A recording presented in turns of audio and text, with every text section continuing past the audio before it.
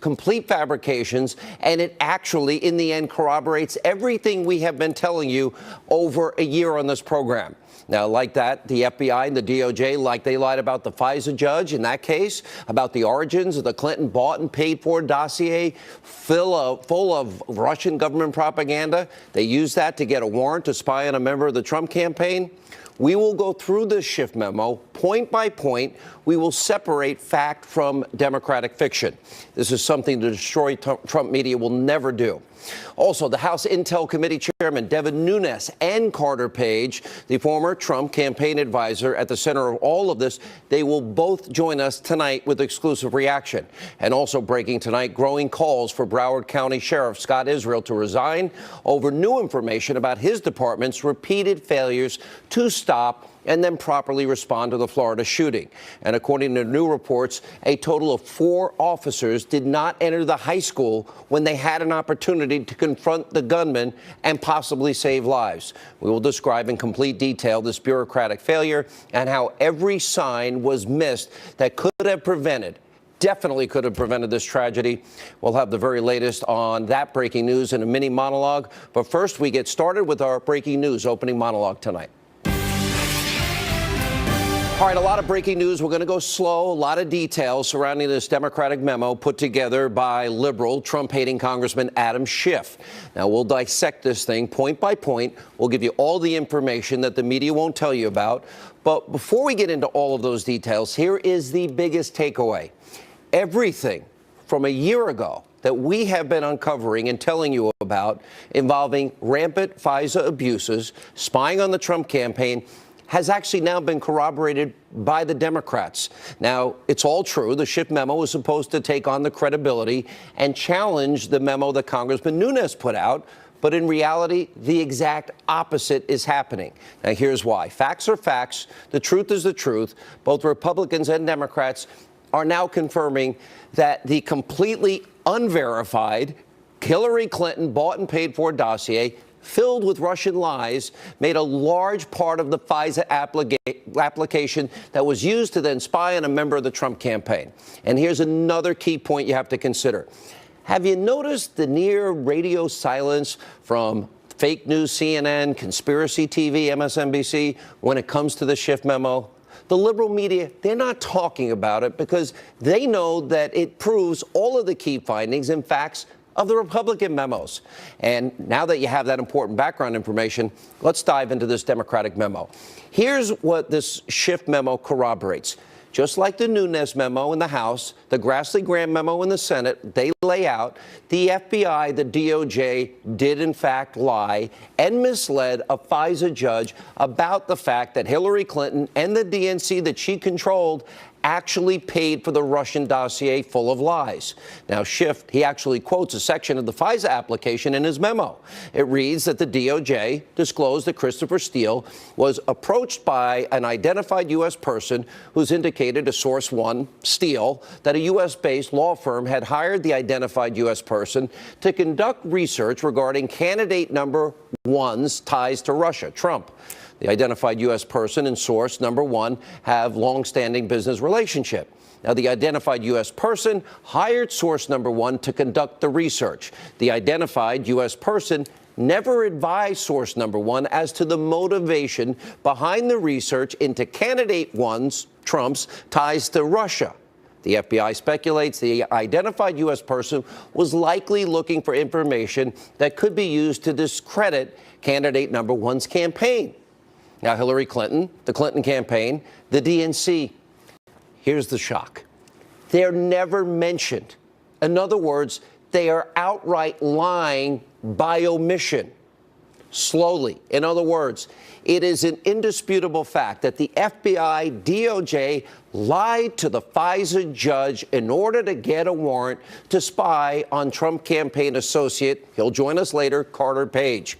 They purposefully and maliciously hid all ties to Clinton and the DNC because there's no way on this green earth that any FISA judge would ever have approved the application if, in fact, the judge knew that Clinton and the DNC paid over $12 million for a dossier to influence the election. And that last sentence about the FBI speculating about the purpose of the dossier, that's especially important because that indicates that the FBI and the DOJ, they knew about the political motivations behind the Russian paid-for dossier, and they used it anyway. Sound like a deep state? That key point has been proven, and it's undoubtedly true. Now, understand how profound this really is.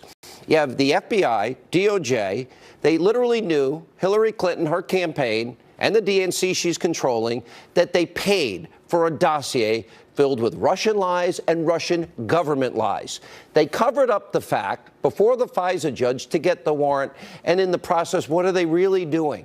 They're shredding the Constitution, our Fourth Amendment protections. Schiff is also exposing himself to be a big fat liar. In this memo, he admits that the dossier had political motivations. But on February 2nd, after the Nunes memo came out, Schiff put out a statement. That statement reads in part, quote, "The majority suggests that the FBI failed to alert the court as to Mr. Steele's potential political motivations or the political motivations of those who hired him."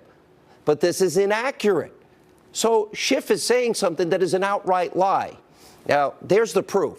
And here's the other key point. The Schiff memo is corroborating the Nunes and the Grassley-Graham memos because they expose how the dossier was the essential part of the FISA application.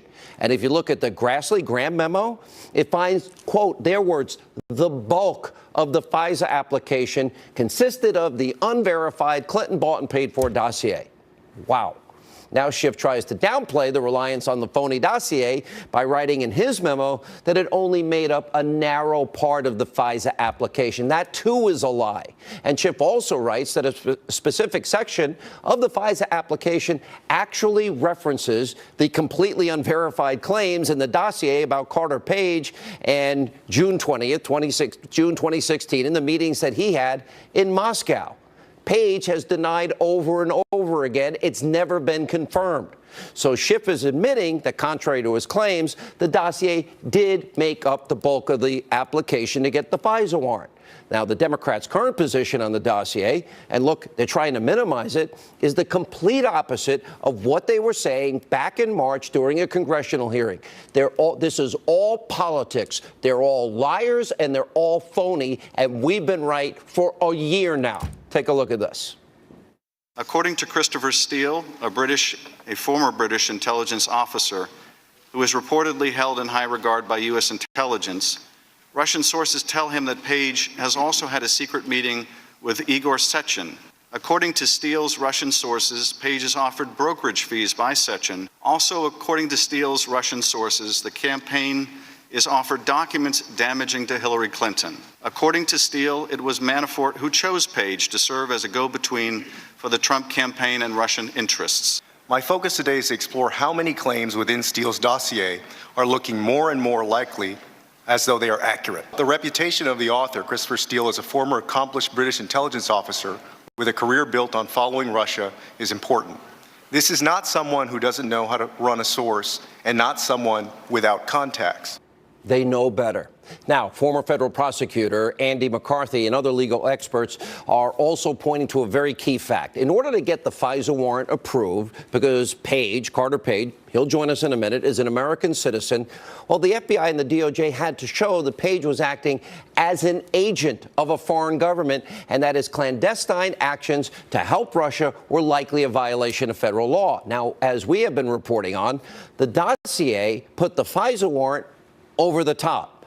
Without the dossier, they wouldn't have been able to get any judge to sign off on the warrant. We've also been telling you that the FISA application, remember, it was denied the first and probably the second time, but then the dossier was used to help win approval. As a matter of fact, it was the bulk of it, and it's probably why the Nunes memo says that the former deputy FBI director, Andrew McCabe, he testified without the dossier, a judge would never have granted a FISA warrant to surveil Carter Page. And by the way, they wouldn't have even tried for the FISA warrant. And speaking of McCabe, after the Nunes memo was released, Democrats accused Nunes of lying about McCabe's testimony on the dossier.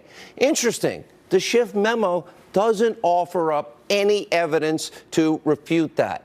Now, if Nunes was wrong, well, why didn't Schiff and the Democrats include a transcript about what McCabe said to prove the point. My sources tell me that McCabe said that and much more. Democrats didn't do it for the obvious reason, because the facts aren't on their side. Now, the Schiff memo also tries to make a big deal about Steele's credibility, given the fact that he had worked in the past with the FBI. Now, Schiff's trying to change the subject here and hide the fact that Steele used current and former Russian government sources in the dossier, and that none of the information, this is the important part, none of it was ever verified by the FBI. It was never verified by the Department of Justice, by Fusion GPS, which hired Steele. In other words, when getting a FISA warrant, the credibility of the person is not nearly as important as the credibility of the sources or where the information's coming from. And as we've been telling you, none of the information from Russian sources was ever corroborated. None of it. So Schiff and the Democrats clearly are trying to conceal this most important fact from you, the American people. Here's another key truth. The Schiff memo confirms about the two Republican memos. The GOP memos detail how the FISA application mentions that Yahoo News article written by Michael Isikoff about Carter Page. But what Schiff lies about is that Steele was the source for Isikoff and Yahoo News, which the FISA judge was not made aware of. He's like thinking these are two independent corroborating sources. No, one source, same person. And the Republican memos explain how the Yahoo News article was used to independently corroborate Steele's dossier as another source, but Steele was the only source. Another lie to the judge. And another yet key aspect of all this is the Schiff memo is admitting to be true, and that is that the former British spy, Christopher Steele, remember, why was he terminated as an FBI source? Oh, he was leaking to the media. And what Schiff and the Democrats conveniently leave out is that Steele lied to the FBI about talking to the press and bringing this information to them, which is why Senator Grassley and Senator Graham have made a criminal referral against Christopher Steele. The Schiff memo is full of other massive and outright lies as well. For example, Schiff falsely claims that Carter Page was never spied on while a member of the Trump campaign. That's not true, because with a FISA warrant, the federal government has the ability to access all of Page's old electronic communications, old emails, old text messages, old phone calls when he was a part of the Trump campaign. And that means that, yes, the FBI spied on the Trump campaign, and getting the warrant on Page allowed them to do it, which is why they lied to get the FISA warrant in the first place. And Page will join us and explain later on. Now, if the guy was a Russian spy, Carter Page, like the Schiff memo is claiming, why hasn't Carter Page been charged with the crime? And if the evidence against Page is so overwhelming, that the FBI didn't need the phony dossier to get a warrant, again, just like Schiff and the Democrats are claiming, then why was it used? Now, Schiff writes that Carter Page actually talked to the FBI in March of 2016. So after the FBI got the dossier months later, why wouldn't they just go to talk to Page again and find out what he knew? He cooperated in March. Getting a FISA warrant on an American citizen is supposed to be the last resort. It should only be necessary when the foreign intelligence that the government is seeking cannot be obtained through normal investigative techniques. From what we now know, the FBI didn't get in contact with Page again when the Bureau apparently got their hands on the phony dossier in the fall of 2016, only months before the election. Now, why wouldn't the FBI do that when Page had already been cooperating? None of this makes sense. And then again, maybe it isn't supposed to, because the truth is finally coming out. Here's the bottom line. The FBI, top echelon, not rank and file, lied to a FISA judge about Clinton and the DNC. They never told the judge that she paid for these Russian lies in this dossier. That was then used to get a warrant to spy on the Trump campaign. It is one, if not the biggest political scandal in our history. Here with reaction, House Intelligence Committee Chairman Devin Nunes. Congressman, good to see you. Thank you for being with us. Great to be back. I am a bit stunned at the Schiff memo, and I guess there's a reason that many in the liberal media aren't covering it, because it corroborates so much of what you said.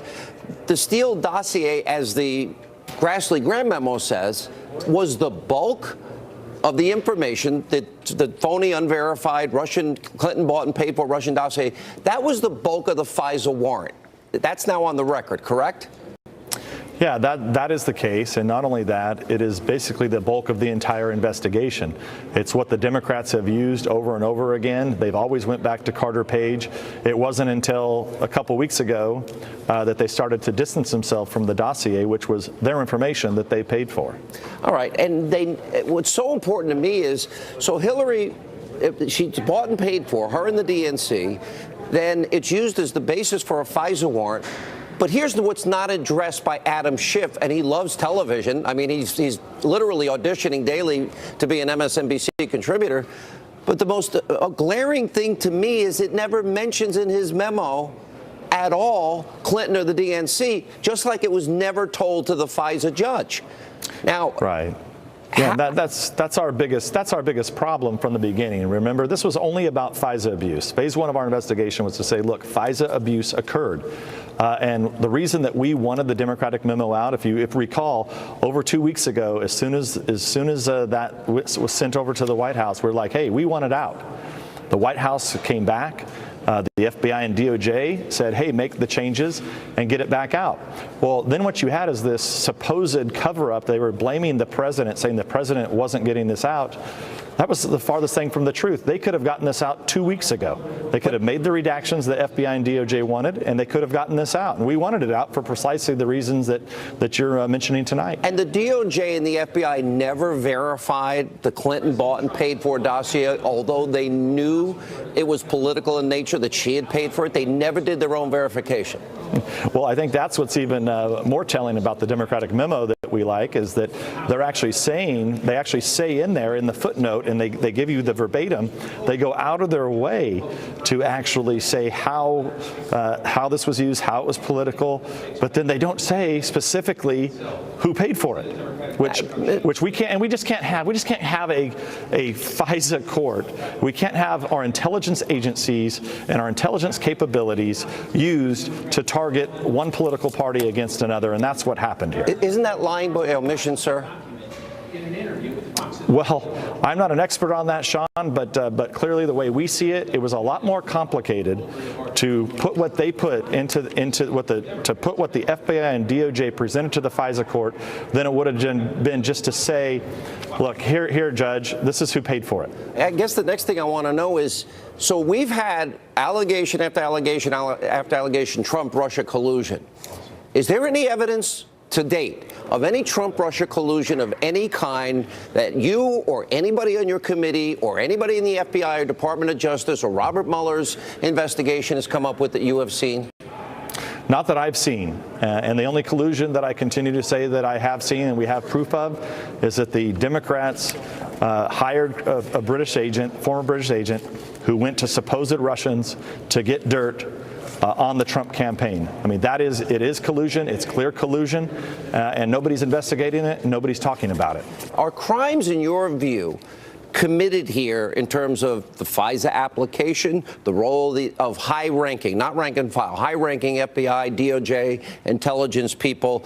And what does it say about this whole year plus that this country has been consumed with an investigation that apparently has no evidence whatsoever? Should it go away? Well, look, I think there's a variety of crimes that you'd have to look at. You have conspiracy would be the largest. It's also the hardest to prove. You have lying and misleading Congress. You have the court that could actually do something if they feel like they were lied to. But the bigger problem here, I think, over all of this, just FISA abuse specifically, is I just think the American public reject the idea that you can use a secret court, take political dirt from one party and use it against another. I think all Americans can agree with that. Didn't Glenn Simpson also admit in testimony that, in fact, he never corroborated, he never verified, and at times, I believe it might have been the Senate, maybe not your committee, but I believe he also admitted that they had coordinated in terms of media outreach to get out information that was never verified, that was Clinton bought and paid for, that was connected to Russia? Well, look, you have to assume, I mean, you know that Glenn Simpson and Steele were meeting with numerous reporters. And maybe this is why when I say the media is dead, maybe they're embarrassed, right? Because so many of them were briefed, maybe they can't actually write about it because the emperor would have no clothes, right? It would be the height of hypocrisy if some of these reporters would come out and say, well, yeah, we were actually briefed on this dossier way back when, and now knowing that it's totally false and totally disproven, salacious and unverified. Let me ask you this last question. You said this is phase one. At another point in an interview that we did together, you talked about at least 4 other phases. Can you outline what else is coming and the specific areas of interest that you have in terms of investigations? Well, the area that we're focusing on right now is the State Department. If you look at the questionnaire that we've sent out, so we have a questionnaire that went out to current and former senior members at the highest levels of government, where we're asking them very simple questions about the dossier, when they knew about it, who they told, when they knew the Democrats had paid for it. That questionnaire is due this Friday. Did you find Susan Rice's note to self on the final day of the Obama administration odd? Well, I would say it is another example of a long string of actions by Susan Rice that I think are odd. Does it scare you that an unverified, political, bought and paid for document full of Russian lies, with all the talk about Russia collusion, could make its way to a FISA court, that the FISA judge is not informed about its origins, and that it becomes the basis to spy on an opposition party in the lead up to an election? Does that scare you as much as it does me? Well, Sean, let me tell you what scares me more than that. It's that the party who did that, okay, meaning the Democrats in the House and the Senate, whose party did this, that they're actually, and if you read the Democratic memo closely, they actually say that that's okay. That's scary. And that, to me, is really bad. It's not oversight, and I think it brings up many questions about when did they actually know about this dossier? When did they know it? It was actually their own dossier that they used to drum up an investigation on Republicans. All right, Congressman, thank you. Keep up the good work. We need the truth. Sean. The American people deserve it. When we come back, we'll talk to Sarah Carter and Greg Jarrett. Also, an exclusive interview with Carter Page. He is mentioned extensively in the Schiff Democratic memo and much more. Straight ahead. All right, here to exclusively react to the Democrats' FISA memo, former Trump campaign associate Carter Page. How are you, sir? Great to see you. You're not a traitor to the country? You haven't? Let me give some background here so our audience understands. By the way, you're a naval graduate. You went to the Annapolis? Yes. And you were a part of a foreign policy advisory council on the Trump campaign. They met once and you weren't there? Yeah, I had a previous meeting scheduled with some top military leaders very far from Washington. You never met Donald Trump? Never communicated with him in any way? No. Okay, and so you view yourself as a junior, unpaid advisor. Okay. You did speak at a commencement ceremony in Moscow at the New Economics School. By the way, President Obama spoke there too? I've spoken at a lot of universities in Moscow going back 15 years, but yeah, I was. And you lived there. Why did you live in Moscow? Because in 2004, Merrill Lynch was, they moved out in 1998 when the emerging markets crisis occurred. And so 2004 was the fastest growth market in the world. And so me and another guy went over to get the office going. You admitted to lawmakers and anybody else that questioned you, and I won't ask you about it because I don't think you can talk about it, can you? Certain meetings you might have had, that while in Moscow you had brief encounters with people that may have been senior government officials. I said hello. One of the other speakers at the New Economics School was a government official. I said hello as he was walking down the street off the stage. That's the Deputy Prime Minister of Russia? Yes. 10 seconds. Not even. And I've been asking to try to get footage of that and I've been asked about that in various interrogations, literally in for all hours. your time on the campaign or not on the campaign, did anybody in Russia ever suggest to you they had negative information on Hillary? Not one word, nothing whatsoever, and not even a glimpse of an offer. Anyone ever suggest to you in any way that there was a hacking that they were aware of? Absolutely not. I heard about it in the news eventually. You're identified a lot in this Steele dossier, Yes. Page 9 of it says that you held meetings with two Igors, Session and the president of the Russian energy giant, and Igor, I'm going to say it the wrong way, Devin? Devin, yeah. And senior, according to people, did that ever happen? I had not even heard.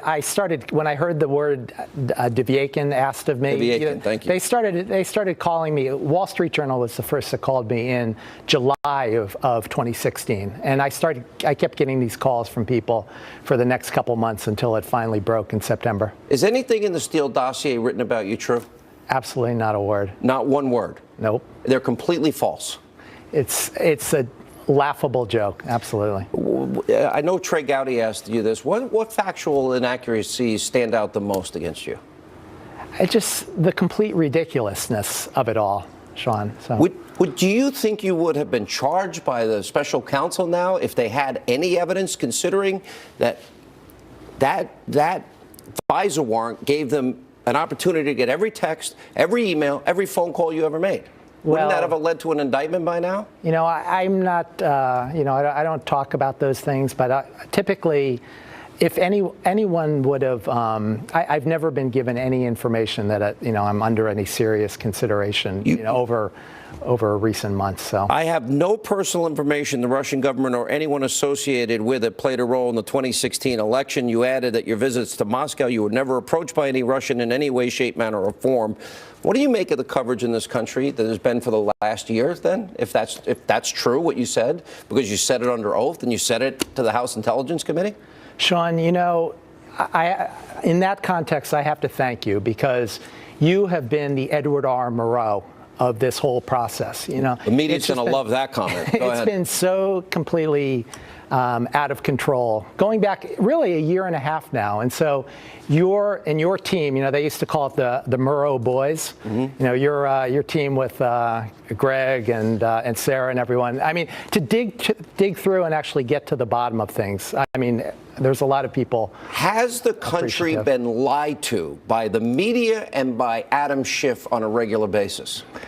It's been nonstop, absolutely. Well, and that's the funny thing about this, the memo from Saturday, is it's just a continuation of the same game the DNC has been playing since the summer of 2016. Do you know Michael Steele, Christopher Steele? Not Michael. Michael's my friend. Yeah. Never met him. Never met him. Yeah. Okay. The government, by the way, spied on you 4 different warrants for a full year. You know what they have on you. You know the emails that they were able to get. Is there anything that in any way would implicate you in any way to associate yourself with Russians to impact elections of this country? I have no fear whatsoever. Although it's interesting, they have these, it's like Mad Libs on this memo where they have, typically in Mad Libs, you have to put in a word and it comes out with a crazy saying. But here, it's already these crazy ideas in the 10-page memo, and then whatever's underneath in these blacked out boxes, I'm sure would even be more crazy. So the interrogatories that in the case in Great Britain, Steele cast out on the truth of his own dossier? Big time, yeah. And actually, he, it's amazing how these defamation cases, myself, and you're suing? Absolutely. Who are you suing? I'm suing Oath Inc., which owns Yahoo News as well as Huffington Post. And, Yahoo News. Maybe others by the time this is all said and done? Well, it's interesting. If you look at this fake intel report of January 6, 2017, 2 weeks before the inauguration, attacking, really throwing up a lot of dirt on the incoming new administration and leaving open all these questions. There's 2 themes to it. One is the hacking, and we all know I've been hacked now. Mm-hmm. And the other is the fake news media. My lawsuit right now is focused on the fake news media, and I'm suing Broadcasting Board of Governors, which is the funder for Radio Free Europe. And we'll see. I've been back and forth with DOJ going back many months now, and so far they've been kicking and screaming. But, I think now that these, the truth comes out, they're going to be more cooperative. Carter Page, we'll have you back, and we appreciate your time. Thanks for being with us. Thanks for everything, Sean. Sarah Carter, Greg Jarrett weigh in next. Stay with us. All right, joining us now, Fox News contributor, investigative reporter Sarah Carter, Fox News legal analyst Greg Jarrett. All right, a lot to respond to. Carter Page and Devin Nunes. You know, Adam Schiff insisted that once his memo came out, it would contradict everything in the Republican Nunes memo. It contradicts nothing, and in fact, it supports and corroborates everything in the Nunes memo. Schiff should be embarrassed and ashamed of himself for those representations. For example, he said the FBI and the Department of Justice followed the FISA laws, did everything properly. We now know that is completely untrue. They broke the FISA laws. Schiff said, well, the FISA court will show was properly advised about the political connections of Hillary Clinton. That's a lie, and his memo points out that he was lying about that. I mean, you go through every part of Schiff's memo, and it corroborates and supports Nunes' memo. And that's the point. The Steele dossier was key, Sarah. No dossier, as McCabe said. No dossier, no FISA application, never mind warrant. They withheld that Clinton bought and paid for this thing. I mean, everything was corroborated that Nunes and the Grassley-Graham memo said. Everything is, they corroborate. Absolutely, Sean, and they implicate themselves. This is the FBI director, former director James Comey, and others implicate themselves with their own words. If you think about the timeline, October 21st, 2016, they get the FISA warrant to spy on Carter Page. Then on January 5th, they debrief then President Obama. On January 6th, they brief President-elect Trump. And James Comey himself says, you know, it's salacious, it's unverified. You know, then you have Christopher Steele himself telling the courts, you know, he didn't verify anything in it. So everybody's using this dossier for a FISA. I mean, this is a violation of the Fourth Amendment if they lied to the FISA courts. And you broke this on this show almost a year ago. That's how long we've been unpeeling this onion. What do you think of Carter Page? You got to feel sorry for a guy like Carter Page. I mean, he is completely innocent. There's no evidence to suggest that anything that is claimed in the dossier is true. And here's a guy whose reputation... Wouldn't he have been charged by Mueller by now? Oh, of course he would have.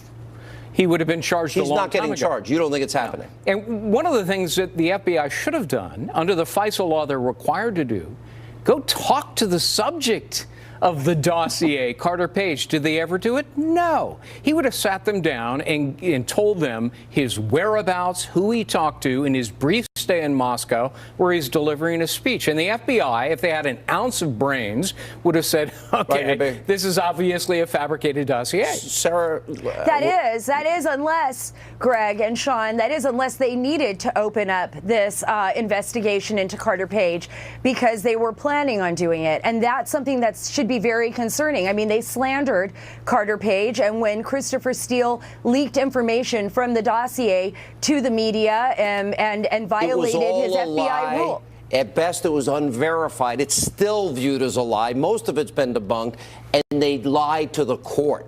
All right, I wish we'll bring you back tomorrow. This Schiff memo literally has backfired big time. Thank you both. Appreciate it. Sure. A mini monologue. I'll take on the Broward County Sheriff, Scott Israel, how he's handled this mass shooting in Florida. Sean Spicer, Joe Concha are next.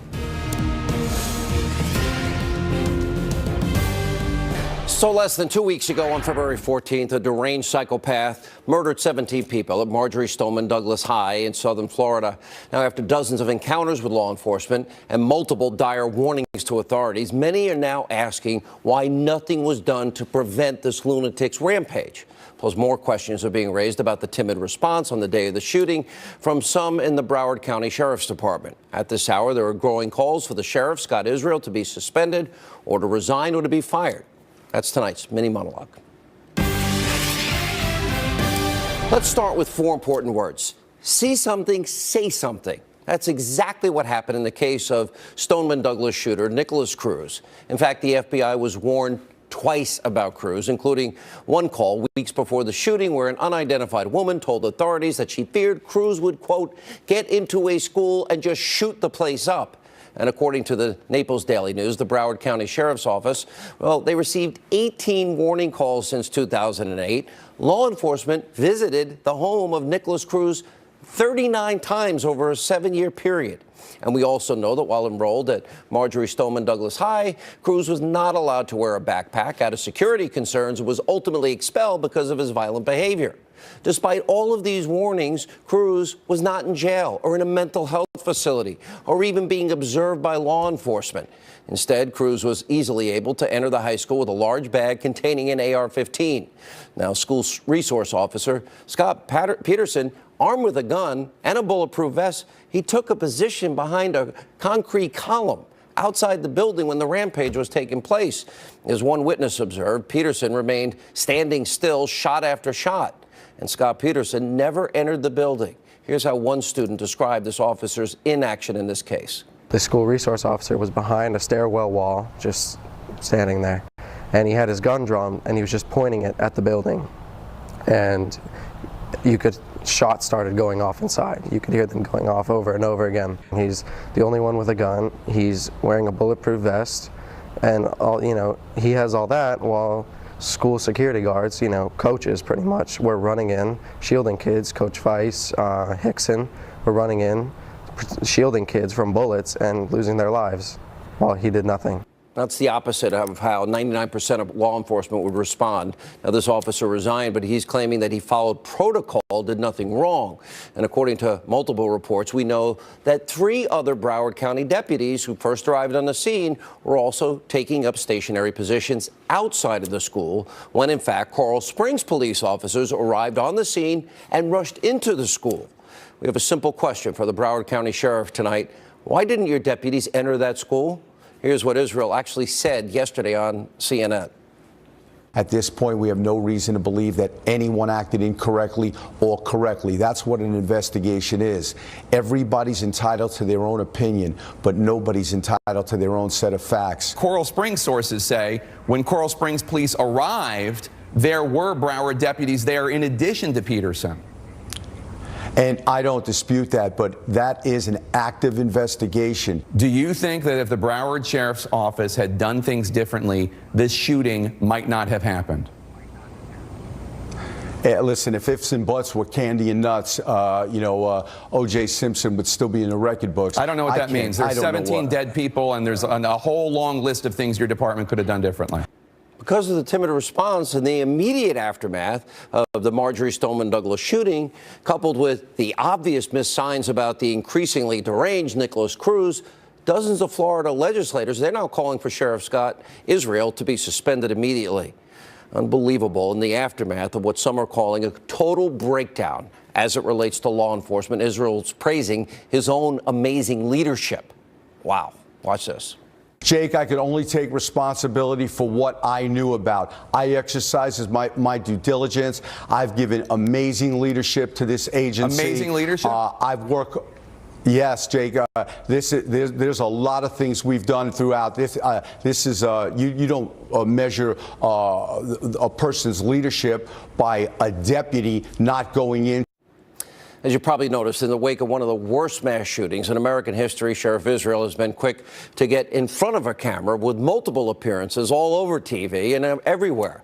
You've also probably noticed that during his TV appearances, Israel has been quick to blame just about everything for the shooting, from the lack of police funding, the NRA. But what you won't see Israel do is take the responsibility for his department's failures during this horrific mass shooting, where his department's response was anything but quick. I think it's time for Sheriff Israel to take responsibility. Here with reaction, former White House Press Secretary Sean Spicer, from the Hill, Joe Concha. I think it's important, Joe, to point out 99% of police, law enforcement I know would do the opposite.